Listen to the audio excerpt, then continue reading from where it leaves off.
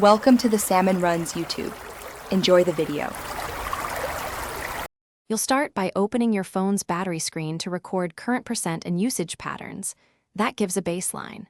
Once done, enable developer options quickly if you plan to use ADB. This unlocks precise diagnostics. Make sure your computer has ADB installed and USB debugging turned on, or install a reputable battery health app if you prefer a graphical route. These actions prepare you for accurate readings. Do them now so the next steps give meaningful results instead of guesses.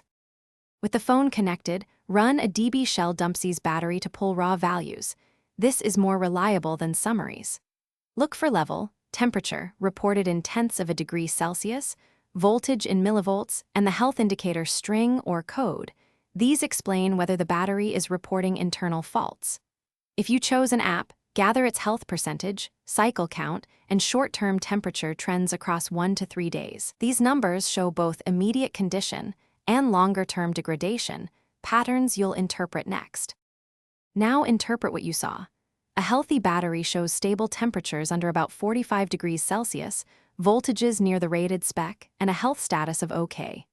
If readings show high temp, low voltage, or failing health, recalibrate by charging to full, discharging to near empty, and repeating once.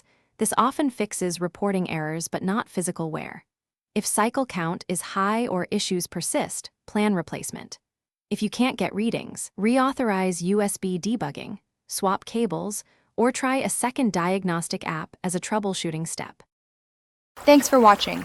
Consider subscribing if we helped you.